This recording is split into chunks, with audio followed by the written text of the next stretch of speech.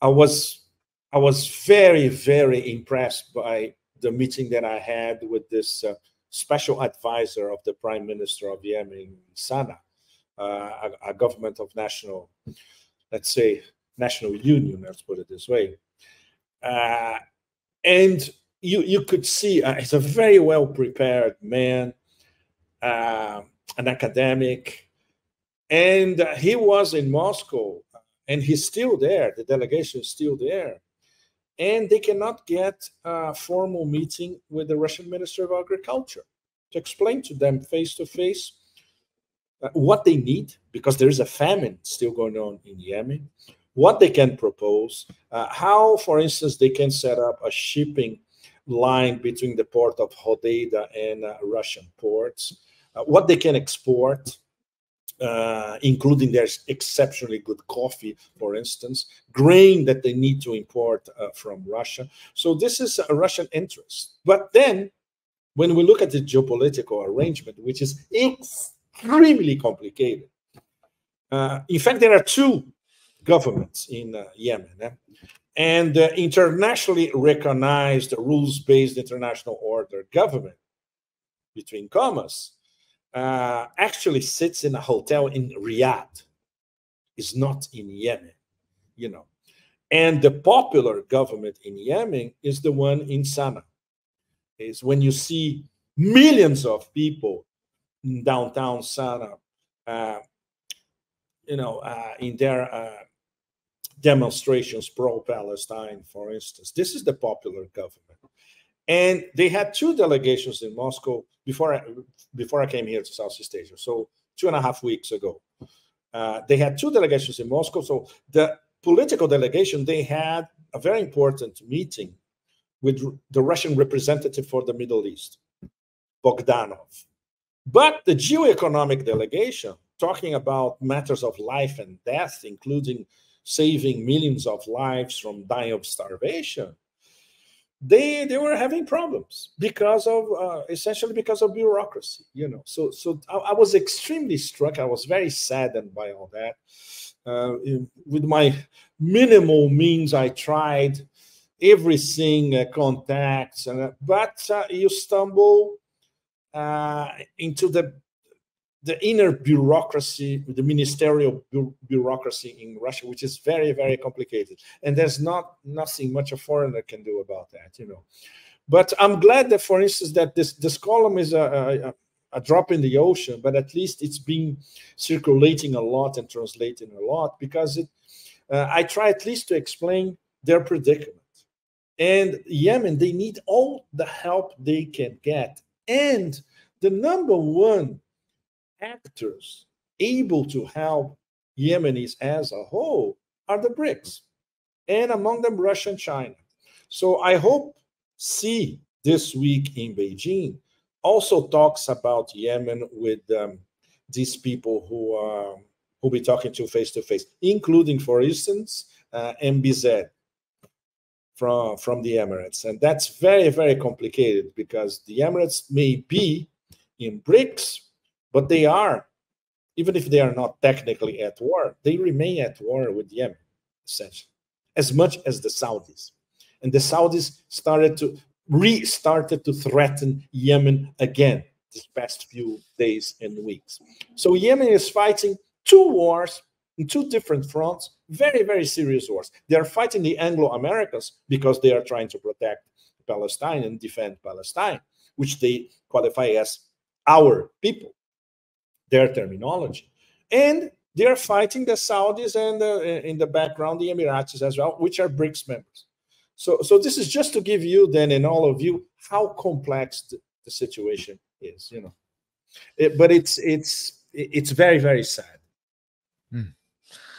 Yeah, and maybe we could talk more about Russia and its, I would call it maybe a pivot to Asia over the years. But even just in July, we saw so much occur, not only with what you just described with its talks with, Yemen, the article you wrote, which I can pull up as you're speaking, which had so much, I think, incredible detail about the complicated geopolitical situation, as you said. But then you also had Putin's meeting with Modi, Narendra Modi of India, which really angered the United States and the neocons in particular.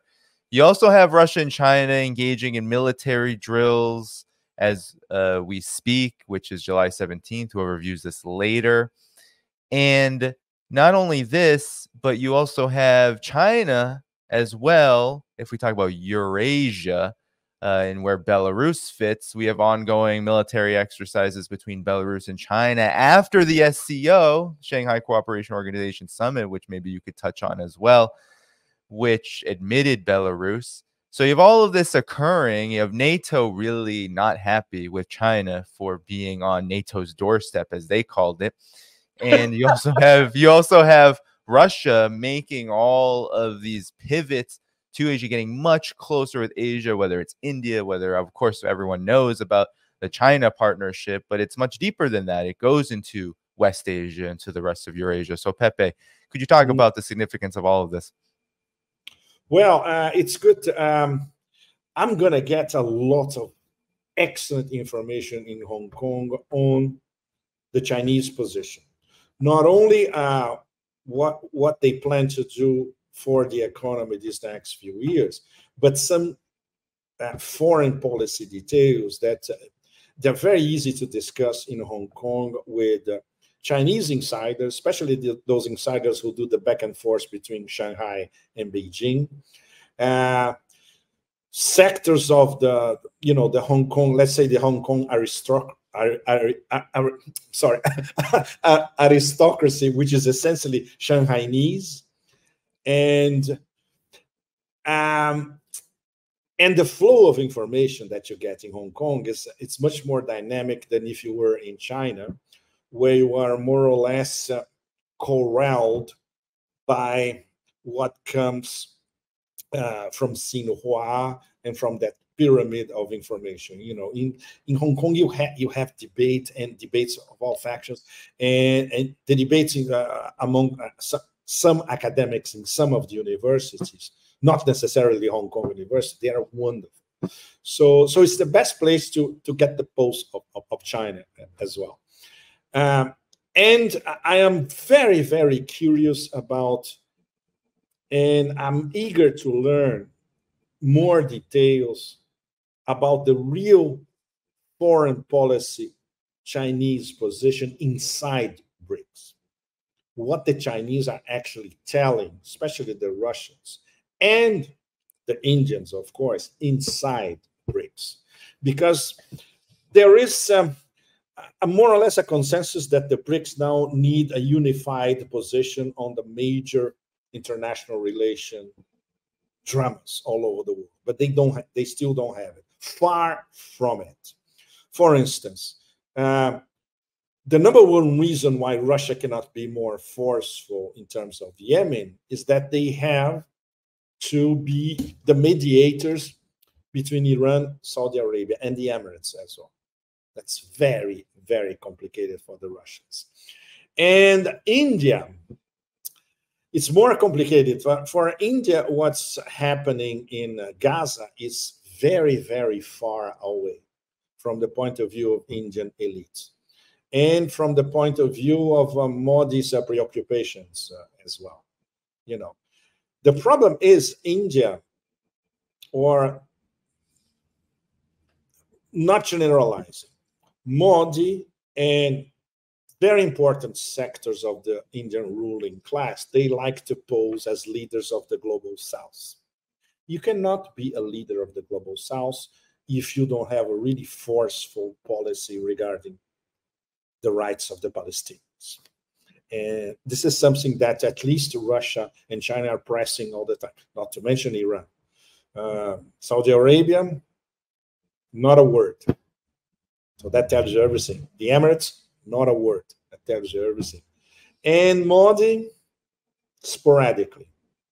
So that's not very good for their self-image of leaders of the global South, And of course, there is the bureaucratic problem of trying to organize the summit in Kazan, which is now 3 months away. It's literally tomorrow, in October. And they need, first of all, they need to organize the internal regimentation inside BRICS. Lavrov already said there won't be any expansion, but everybody's still knocking on the door, and they want to get some signals at the summit in October in Kazan that they are being considered, and maybe the next batch next year they'll be in, including a lot from here, Southeast Asia. There are at least 3 very powerful Southeast Asian members. In fact, the 3 top powers in Southeast Asia: Indonesia, Thailand, Malaysia. I'll put the 4th one, Vietnam. The 4 of them want to be part of BRICS. So half of Southeast Asia really matters, wants to be part of it. Singapore is different. Singapore, as we all know, it's an American aircraft carrier near the Strait of Malacca. It's a completely different story. And everybody knows that.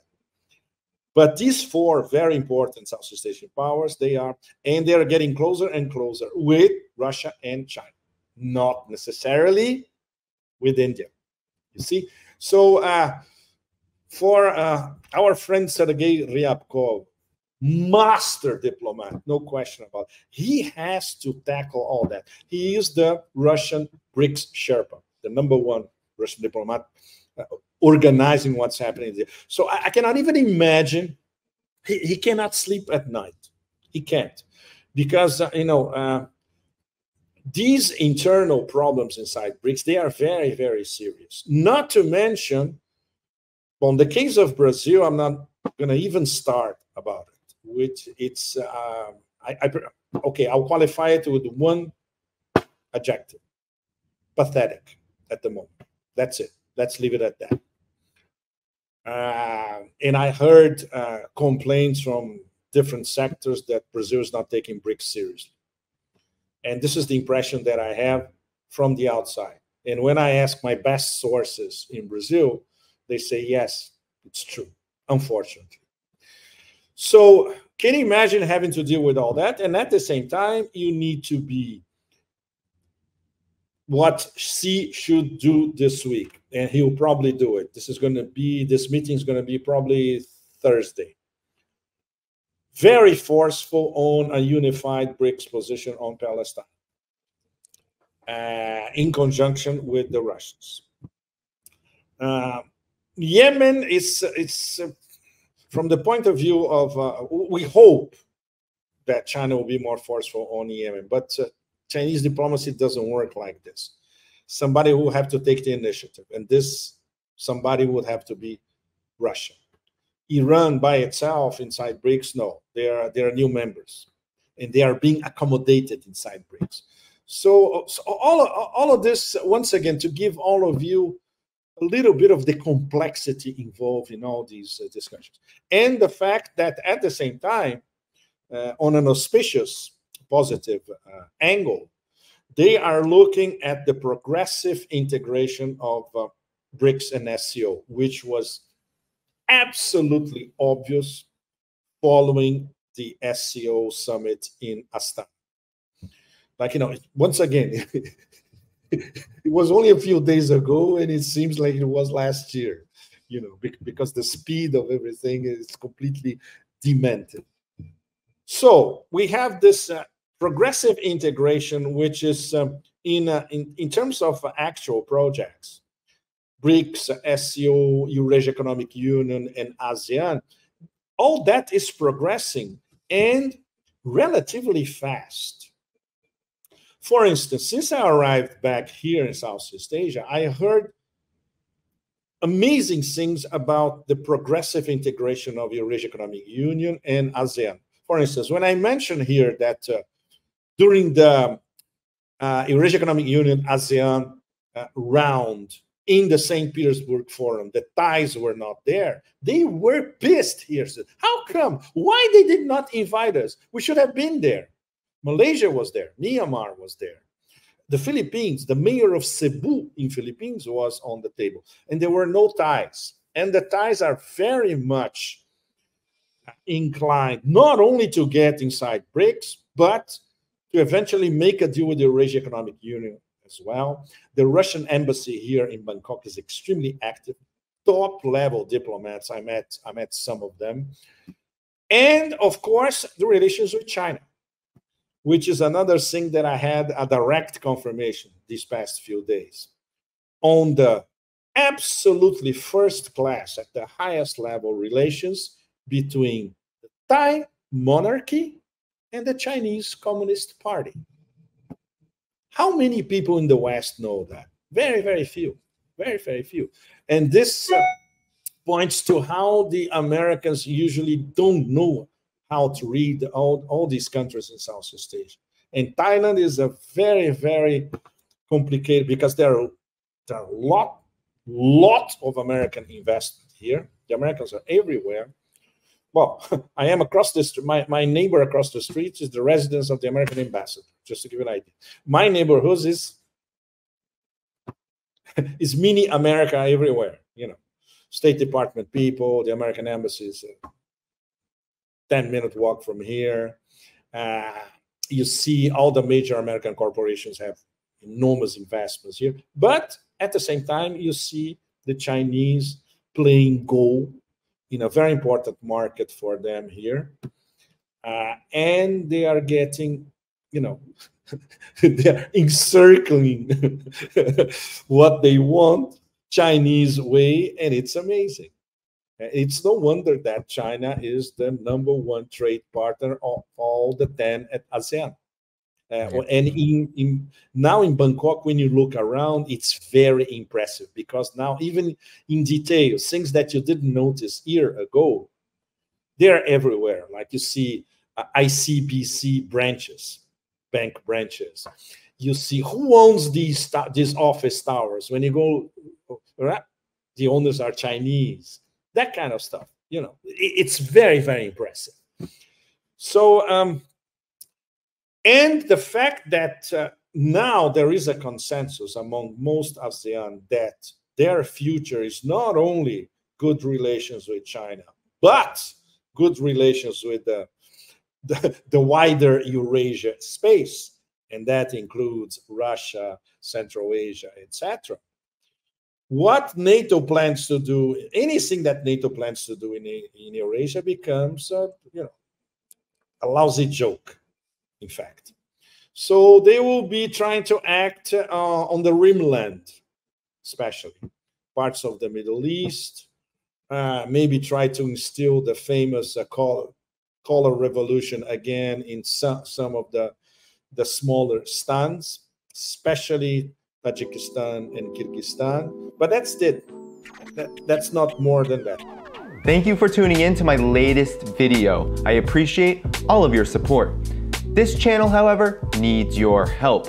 I am seeking to make this channel more sustainable in the long term and upgrade necessary equipment to ensure that this work continues onward and makes progress to give you all of the geopolitical analysis that you all deserve.